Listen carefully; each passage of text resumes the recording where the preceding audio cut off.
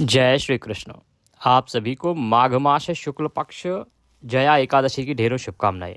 प्रिय दर्शकों, आज के इस वीडियो में हम बात करेंगे जया एकादशी के विषय में। माघ मास के शुक्ल पक्ष की जया एकादशी का व्रत आपको कब करना चाहिए, सूर्य के मुख से एकादशी कब है, ये जानकारी हमारी भारत के लिए, भारत के आसपास के देशों के लिए और साथ ही यूके, यूएसए, कनाडा आदि सभी देशों के लिए होगी कि वहाँ पर तिथि का योग क्या बन रहा है, व्रत आदि किस दिन करना चाहिए।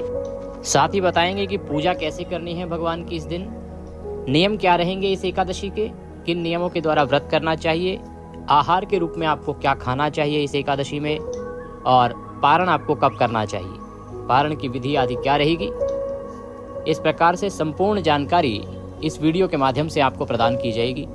आपसे निवेदन है कि वीडियो यदि थोड़ा सा भी उपयोगी लगे तो कृपया एक बार लाइक अवश्य कर दीजिएगा और परमेश्वर वासुदेव की कृपा प्राप्त करने के लिए, अपने व्रत की सफलता के लिए कमेंट बॉक्स में अवश्य लिखिएगा जय श्री हरि या ओम नमो भगवते वासुदेवाय।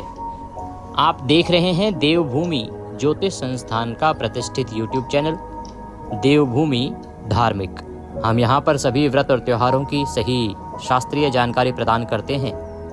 ज्योतिष शास्त्र और पंचांग के आधार पर आपको बताते हैं कौन सी तिथि कब है, व्रत आदि कब करना है, क्या विधि है, क्या नियम है और क्या गलती नहीं करनी है। यदि आप सभी व्रत और त्योहारों की सही शास्त्रीय जानकारी पाते रहना चाहते हैं तो कृपया चैनल को सब्सक्राइब कीजिए और बेल आइकन को प्रेस कीजिए। जब आप सब्सक्राइब का बटन दबाएंगे तो वहाँ एक घंटी का निशान बना हुआ आएगा, उसको अवश्य दबाइएगा, तभी आपको हमारे सारे वीडियो प्राप्त होंगे, अन्यथा आपसे जानकारी छूट जाएगी।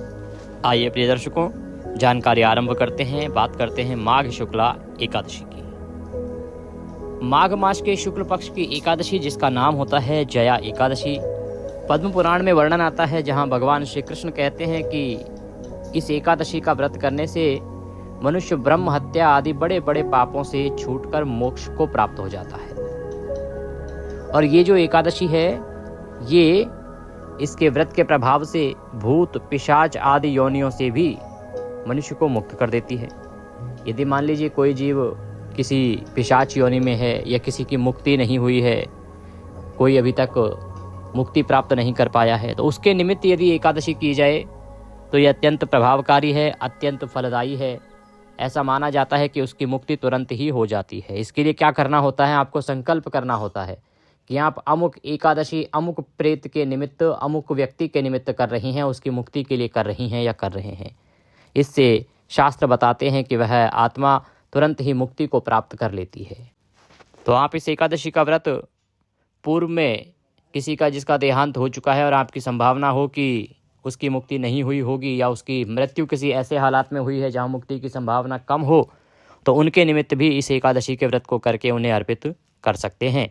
इसकी महिमा बताते हुए भगवान श्री कृष्ण कहते हैं कि एक समय जब इंद्र स्वर्ग में राज करते थे और सब देवगण जो है सुखपूर्वक स्वर्ग में रहते थे, तो एक समय इंद्र अपनी इच्छा अनुसार नंदन वन में अप्सराओं के साथ विहार कर रहे थे और गंधर्व जो हैं गान कर रहे थे। अब उन गंधर्वों में एक प्रसिद्ध गंधर्व था जिसका नाम था पुष्पदंत, और उसकी कन्या थी जिसका नाम था पुष्पवती, और चित्रसेन था तथा उसकी स्त्री मालिनी थी। इस प्रकार से ये चार लोग जो है नृत्य कर रहे थे। तो मालिनी का पुत्र पुष्पवान और उसका पुत्र माल्यवान भी उपस्थित थे। हुआ क्या कि वहां पर पुष्पवती जो थी वो माल्यवान को देखकर उस पर मोहित हो गई। तो पुष्पदंत की जो कन्या थी पुष्पवती और मालिनी का जो पुत्र था माल्यवान, वो एक दूसरे पर मोहित हो गए। जो कन्या थी वह अपने रूप यौवन से माल्यवान पर कामबाण चलाने लगी। उसने अपने रूप लावण्य और हाव भाव से माल्यवान को वश में कर लिया। भगवान कृष्ण कहते हैं कि पुष्पवती भी अत्यंत सुंदर थी। अब वे इंद्र को प्रसन्न करने के लिए गान करने लगे, परंतु परस्पर मोहित हो जाने के कारण उनका चित्त भ्रमित हो गया। अब वो राग तो गा रहे हैं इंद्र के लिए, पर क्या है, उनका जो ध्यान है वो एक दूसरे में है। इस कारण से राग पे से, गाने पे से ध्यान भटक गया और इस कारण से उनका जो सुर ताल है वह बिगड़ गया। इंद्र ने इसे देख लिया। इंद्र को समझ भी आ गया कि ये एक दूसरे के प्रति मोहित हैं इंद्र को ये अपना अपमान लगा कि आप मेरे लिए यहाँ गान कर रहे हैं और मेरा अपमान करके आप एक दूसरे में खोए हैं। उसको बड़ा गुस्सा आया, क्रोध आया और उसने कहा कि तुम्हें धिक्कार है, जो तुम कर रहे हो वो किसी गंधर्व के लिए शोभायमान नहीं है। जाओ, अब तुम दोनों स्त्री पुरुष के रूप में मृत्यु लोक में अर्थात पृथ्वी पर जाकर पिशाच रूप धारण करो और अपने किए का फल भोगो। इंद्र ने इस प्रकार से उन दोनों को श्राप दे दिया। इंद्र के इस श्राप के फलस्वरूप वे दोनों अत्यंत दुखी हुए और हिमालय पर्वत पर दुख पूर्वक अपना जीवन व्यतीत करने लगे। उन्हें गंध तथा रस स्पर्श आदि का भी कुछ भी ज्ञान नहीं रहा। उन्होंने बड़े महान दुख भोगे। उन्हें एक क्षण भी निद्रा नहीं आती थी। इस प्रकार दुख भोगते भोगते एक समय दैव कृपा से माघ मास के शुक्ल पक्ष की जया एकादशी के दिन उनसे अनजाने में व्रत हो गया, क्योंकि उन्हें भोजन के लिए कुछ सामग्री ना मिली। शीत बहुत अधिक होने के कारण वो रात्रि भर सो नहीं पाए, तो इस कारण से जागरण हो गया। और अगले दिन जया एकादशी का व्रत हो जाने और अनजाने में जागरण हो जाने के पुण्य फल के प्रभाव से उन दोनों को उस श्राप से मुक्ति मिली और वो दोनों पिशाच योनि से छूटकर अपने पूर्व स्वरूप को धारण करके स्वर्ग को चले गए। भगवान कृष्ण कहते हैं कि जब वो स्वर्ग में पहुंचे तो वहां इंद्र आदि सभी देवताओं ने उनकी स्तुति की, उन्हें प्रणाम किया, क्योंकि इस एकादशी का व्रत हो जाने के कारण वो देवताओं के भी पूजनीय हो गए थे।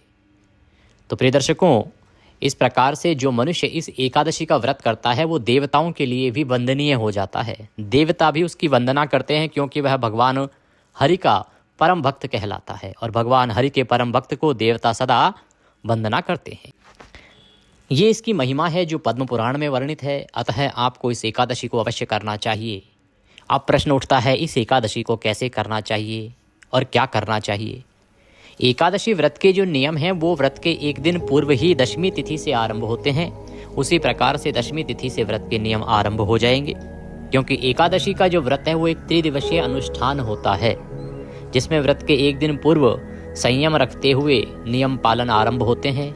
फिर अगले दिन व्रत होता है और उससे अगले दिन एकादशी व्रत का पारणा होता है। तब जाके ये अनुष्ठान पूर्ण होता है और इसका पुण्य फल प्राप्त होता है। तो दशमी तिथि को कुछ वस्तुओं का त्याग कहा गया है, उनका त्याग करना चाहिए। उनमें प्रमुख रूप से जो कही गई वस्तुएं हैं उनमें आता है सबसे पहले तो मनुष्य को व्रत के एक दिन पूर्व ही तामसिक पदार्थों का त्याग कर देना चाहिए। लहसुन प्याज आदि का त्याग कर देना चाहिए। जो लोग मांस मदिरा का सेवन करते हैं और एकादशी का व्रत भी करते हैं उन्हें भी व्रत के एक दिन पूर्व ही इसका त्याग कर देना चाहिए। एकादशी के व्रत के एक दिन पूर्व आपको कांसे की वस्तुओं का त्याग करना चाहिए। कांसे के पात्र का त्याग कर देना चाहिए। शहद का त्याग कर देना चाहिए। मसूर की दाल का त्याग कहा गया है, उसे त्याग देना चाहिए। नियम कहते हैं कि एकादशी का व्रत करने के एक दिन पूर्व आपको केवल एक वक्त ही अन्न ग्रहण करना चाहिए। अगर संभव हो तो रात्रि को अन्न ग्रहण ना करें, और यदि किसी के लिए संभव ना हो, क्योंकि आजकल बहुत सारी बीमारियां, बहुत सारी परेशानियां होती हैं, बहुत सारी दवाइयां लेनी होती हैं, तो आप उसके अनुसार निर्णय कर सकते हैं। इस प्रकार से दशमी तिथि के नियम का पालन कीजिए। दशमी तिथि को ही आपने बाल आदि धो लेने चाहिए। जो भी हमारी माताएं बहनें एकादशी व्रत कर रही हैं, जो व्रत नहीं भी कर रही हैं, उन्हें भी ये ज्ञात हो कि एकादशी के दिन बाल धोना मना होता है। न केवल एकादशी वरन द्वादशी के दिन भी बाल नहीं धोने चाहिए। तो सर धोना है तो आप एक दिन पूर्व ही उसे धो लीजिए और ब्रह्मचर्य धारण कर लेना चाहिए। ब्रह्मचर्य का नियम पारण तक आपको निभाना होगा। इस प्रकार से दशमी का दिन व्यतीत कीजिए, व्रत के एक दिन पूर्व का दिन व्यतीत कीजिए। एकादशी का व्रत जिस दिन आप कर रहे हैं उस दिन आपको सूर्योदय से पहले उठ जाना चाहिए।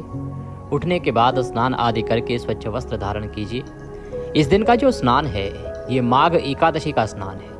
इसी से अंतिम 5 दिवसीय स्नान आरंभ होता है। तो यदि आपने पूरे माघ का स्नान नहीं किया है ना, तो आप इस दिन का सुबह का माघ स्नान अवश्य कीजिएगा। ये अत्यंत पुण्यदायी है। शास्त्र कहते हैं कि जो अंतिम 5 दिनों में माघ स्नान कर लेता है उसे संपूर्ण माघ नहाने का पुण्य फल प्राप्त होता है।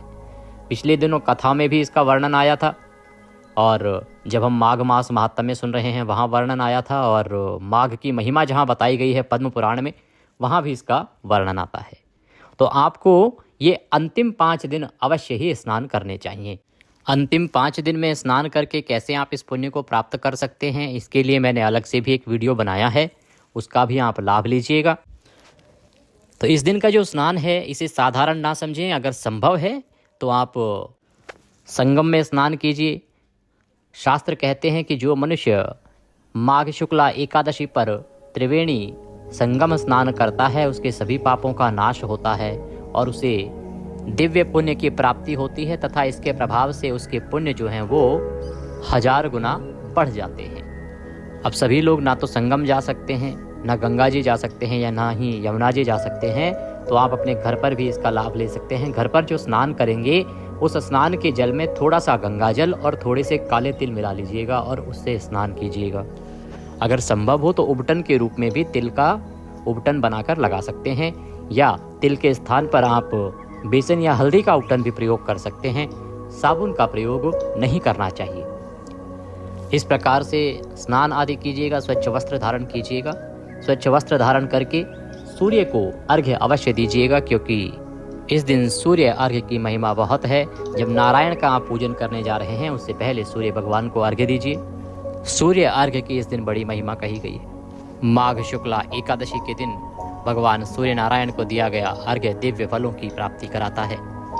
सूर्य अर्घ्य के साथ आप इस दिन इसके बाद तुलसी जी को जल अवश्य दीजिएगा, तुलसी माता को जल दीजिएगा। शास्त्र कहते हैं कि इससे भी आपको बड़े पुण्य की प्राप्ति होती है।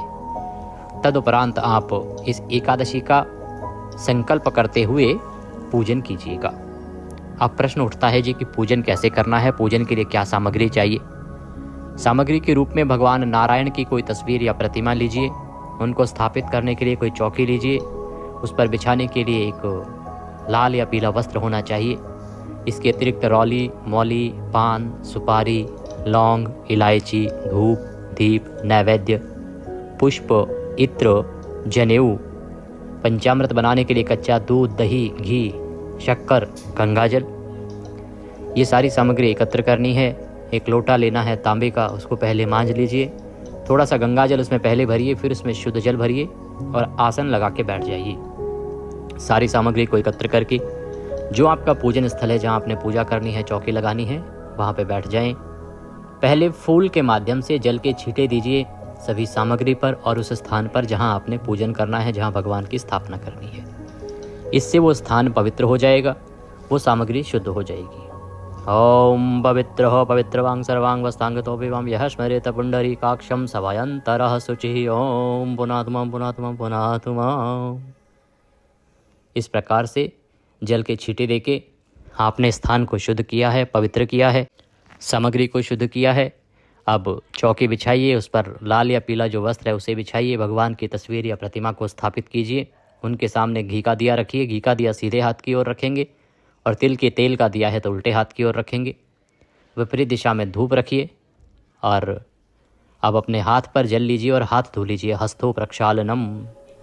हाथ धोने के बाद एक एक मंत्र पर एक एक चम्मच जल आपने ग्रहण करना है। इसे जलाचमनी कहते हैं। जल जो है 2 बूंद से अधिक नहीं होना चाहिए, क्योंकि जो निर्जला व्रत करते हैं उनके लिए केवल 6 मासा जल ही शास्त्रों में कहा है कि जलाचमनी के रूप में 6 मासा जल आप प्रयोग कर सकते हैं। तो 2-2 बूंद जल 3 बार आपको लेना है। हस्तो प्रक्षालनम। हाथ पे जल लीजिए, हाथ धो लीजिए। ओम माधवाय नमः जल लीजिए, पी जाइए। ओम केशवाय नमः जल लीजिए, पी जाइए। ओम नारायणाय नमः जल लीजिए, पी जाइए। ओम ऋषिकेशाय नमो नमः। हस्तो प्रक्षालनम। हाथ धो लीजिए। हाथ धोने के बाद अपने आप को तिलक कीजिए, मौली बांधिए, धूप और दीप को प्रज्वलित कीजिए। धूप दीप प्रज्वलित करके अब आप व्रत पूजन का संकल्प करेंगे। तो संकल्प करने के लिए सीधे हाथ पे जल लीजिए। 1 रुपये का सिक्का दक्षिणा के रूप में कम से कम रखिए, अधिक जो भी रखना चाहें वह रख सकते हैं। और 3 बार बोलिए ओम श्री विष्णु, ओम श्री विष्णु, ओम श्री विष्णु। अपना नाम, अपना गोत्र, जिस स्थान पर बैठकर संकल्प कर रहे हैं वहाँ का मकान नंबर, क्षेत्र का नाम, शहर का नाम। माघ मासे शुक्ल पक्षे गुरुवासरे एकादश्यायां पुण्यतिथियो आयु आरोग्यता प्राप्त्यार्थाय सुख संपत्ति प्राप्त्यार्थाय भगवान श्री हरि विष्णु प्रसन्नार्थाय जया एकादशी नाम्नः व्रत पूजन संकल्पम संकरिष्ये। बोलिए सौ श्री विष्णु शरणौ शरणम प्रपद्ये। और वह संकल्प भगवान के चरणों में अर्पित कर दीजिए। इस प्रकार से आपने संकल्प अवश्य करना है। संकल्प के बिना किसी भी पूजा पाठ की सिद्धि नहीं होती है। आपके प्रश्न कई बार आते हैं कि पंडित जी प्रत्येक एकादशी पर संकल्प करना चाहिए क्या? यदि आपने किसी के निमित्त पूर्व में संकल्प किया हुआ है, कई बार क्या करते हैं हम किसी के लिए एकादशी बोल देते हैं कि अमुक व्यक्ति की मुक्ति के लिए हम इतनी एकादशी करेंगे या अमुक के लिए हम इतनी एकादशी करेंगे। यदि आपने उतनी एकादशी बोली है तो आपने आरंभ में ही उसका संकल्प कर लिया होगा, फिर आपको हर बार करने की आवश्यकता नहीं है, क्योंकि ये अपने लिए नहीं वरन आप दूसरी आत्मा के लिए कर रहे हैं। लेकिन यदि आप अपने लिए कर रहे हैं और आपने ऐसा कोई संकल्प पूर्व में निर्धारित नहीं किया है तो आपको प्रत्येक एकादशी पर संकल्प करना चाहिए। शास्त्रीय विधि से इस प्रकार ना कर पाए तो केवल इतना बोल लीजिए, हाथ में जल लेके कि प्रभु आज माघ मास के शुक्ल पक्ष की जया एकादशी पर आयु आरोग्यता की प्राप्ति के लिए, सुख संपत्ति की प्राप्ति के लिए और भगवान नारायण के प्रसन्नता के लिए इस एकादशी का व्रत पूजन तथा कथा श्रवण का संकल्प करते हैं। इसे आप स्वीकार करें और इतनी शक्ति प्रदान करें कि हम इसको सफलतापूर्वक कर पाएं। संकल्प भगवान के चरणों में अर्पित कर दीजिए। संकल्प आपने करना अवश्य है, चाहे आप शास्त्रीय विधि से करें चाहे इस प्रकार से करें। संकल्प करने के बाद अब आप भगवान का पूजन करेंगे। पूजन कैसे करेंगे? सबसे पहले भगवान को पद्य, अर्घ्य, आचमनी अर्पित किया जाता है। तो भगवान की तस्वीर या प्रतिमा जो भी है उनके सामने एक पात्र रख दीजिए। प्रतिमा है तो आप उनको स्नान करा सकते हैं, तो किसी स्नान के पात्र में रखिए, उनको बड़ी थाली आदि में विराजमान कीजिए। सबसे पहले पद्य, अर्घ्य, आचमनी तो 3 बार जल अर्पित कीजिएगा, पद्य के रूप में, फिर अर्घ्य के रूप में, फिर आचमनी के रूप में। मैं आपके लिए इस एकादशी की पूरी पूजा विधि का वीडियो अलग से भी अपलोड करूंगा, उसका भी आप लाभ ले सकते हैं, क्योंकि यहाँ मंत्र के सहित बताऊंगा तो ये जानकारी बहुत बड़ी हो जाएगी। इसीलिए मैं यहाँ संक्षेप में बता रहा हूँ। जो इसी प्रकार से करना चाहते हैं वो इससे लाभ ले सकते हैं, अन्यथा मैं एकादशी के पूजन का वीडियो जो है मंत्रों के साथ अपलोड करूंगा, आप उसको चला के उसके अनुसार पूजन कीजिएगा। तो पद्य, अर्घ्य, आचमनी कराइए, फिर भगवान को स्नान कराइएगा। तो स्नान के लिए जल के छींटे दीजिएगा, भगवान को जल के छींटे दीजिएगा पुष्प के माध्यम से। अगर प्रतिमा है तो प्रतिमा को शंख में जल भर के स्नान कराइएगा। स्नान के बाद पंचामृत स्नान कराया जाता है। पंचामृत स्नान के लिए क्या करेंगे आप कि जो पंचामृत बनाइएगा, पंचामृत में शहद का प्रयोग नहीं होगा, ध्यान दीजिएगा।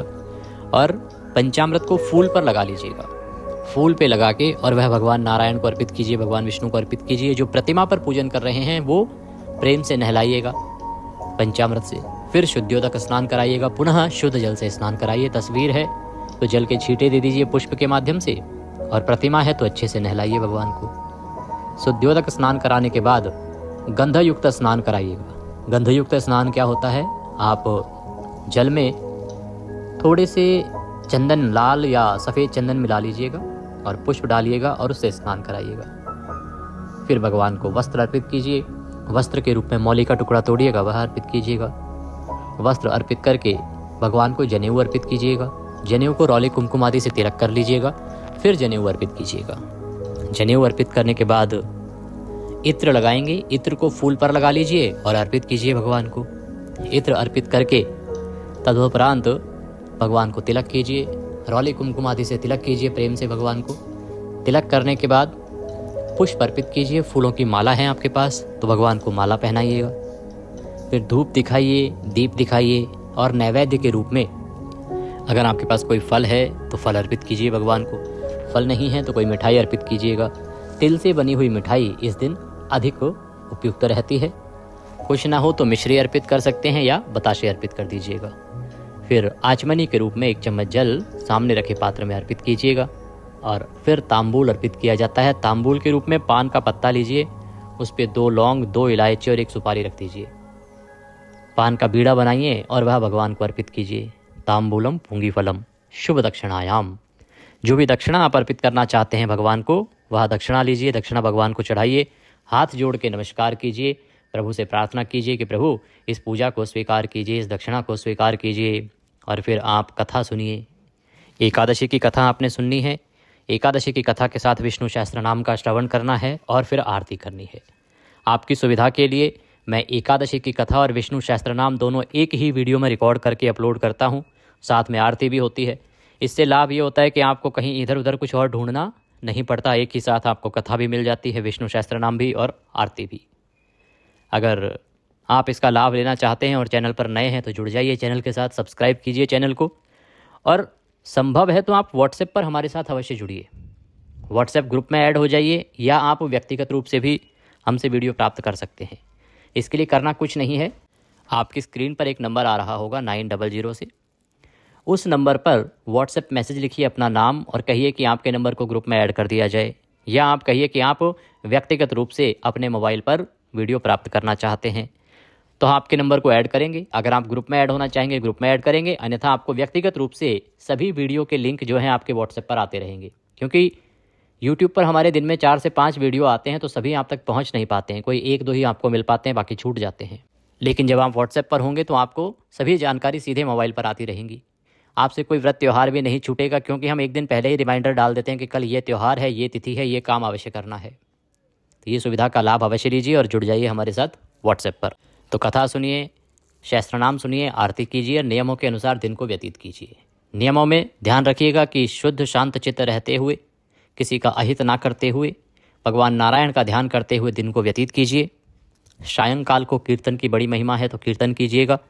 आसपास कीर्तन होता हो तो वहाँ जाएं, अन्यथा हम आपके लिए एक वीडियो अपलोड करते हैं जिसमें वो सभी स्तोत्र और पाठ होते हैं जो कीर्तन का फल प्राप्ति कराते हैं। भगवान नारायण कहते हैं पद्म पुराण में कि यदि मनुष्य कीर्तन गा के कर सके गा के करे, नृत्य करके कर सके नृत्य करके करे, अगर आप ये नहीं कर सकते तो पुराण और कथा स्तोत्र के द्वारा भी आप कीर्तन का फल पा सकते हैं।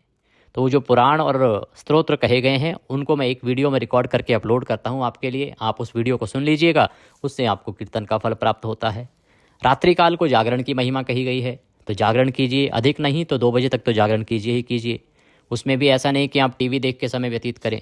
जागरण का अभिप्राय है कि आपको भगवान के वही स्तोत्र पाठ आदि सुनने चाहिए या मंत्र जप करना चाहिए, तो वह वीडियो आपके लिए उपयोगी रहेगा। आहार की बात करते हैं तो इसमें आहार के रूप में केवल फल आहार ही लेना चाहिए और साथ में दूध ले सकते हैं। अन्न तो पूर्ण रूप से वर्जित होता ही है, परंतु ये कूटू सावक सिंगाड़ा भी अगर ना खाएं तो उत्तम है, परंतु यदि आपका काम नहीं चले इनके बिना तो आप खा सकते हैं। शास्त्र कहते हैं कि आप जितना कम खाएंगे या जितना अधिक खाएंगे उसी के अनुसार एकादशी का फल निर्धारित होता है। तो ऐसा नहीं कि सुबह भी खा लिया फल, दोपहर को भी खा लिया, फिर शाम को खा लिया, केवल एक वक्त सायंकाल को ही आपको खाना चाहिए। और अगले दिन सूर्योदय से पहले पारण के लिए उठ जाइए। पारण का नियम कहता है कि पारण जो है व्रत के अगले दिन सूर्योदय के बाद, और यदि द्वादशी तिथि है तो हरिवासर का समय निकल जाने के बाद किया जाना चाहिए। पारण की संपूर्ण जानकारी के लिए मैं अलग से वीडियो अपलोड करूंगा, उसका लाभ लीजिएगा। अब बात करते हैं कि ये एकादशी है कब और इस दिन भद्रा रहेगी या नहीं रहेगी। प्रिय दर्शकों, माघ मास के शुक्ल पक्ष की एकादशी तिथि 28 जनवरी को शाम को 4:35 पर आरंभ हो जाएगी और इसका समापन होगा 29 जनवरी को दोपहर को 1:55 पर। ऐसे में 29 जनवरी को उदया तिथि मान के अनुसार एकादशी है और द्वादशी भी इसमें आ जाएगी, तो श्रेष्ठ व्रत रहेगा। 29 तारीख को ही आपने व्रत करना है, 28 को भूल के भी ना कीजिएगा। अब बात करें कि ये व्रत बाकी देशों में, तो मैं आपको बताऊं यूएसए में भी, यूके में भी और कनाडा में भी, यूएई में भी, सभी जगह पर व्रत इस बार 29 को ही बन रहा है और 29 को ही आपको व्रत करना चाहिए और 30 को व्रत का पारण करना चाहिए। इस दिन कथा के बाद और पारण के बाद आपको कुछ दान दक्षिणा अवश्य देने चाहिए। इसके विषय में तुलसीदास जी ने लिखा है कि तुलसी पंछी के पिए घटे न सरिता नीर, दान दिए ना धन घटे जो सहाय रघुवीर। तो दान देने से धन कभी घटता नहीं है, तो मनुष्य को एकादशी के दिन जितना हो सके दान करना चाहिए।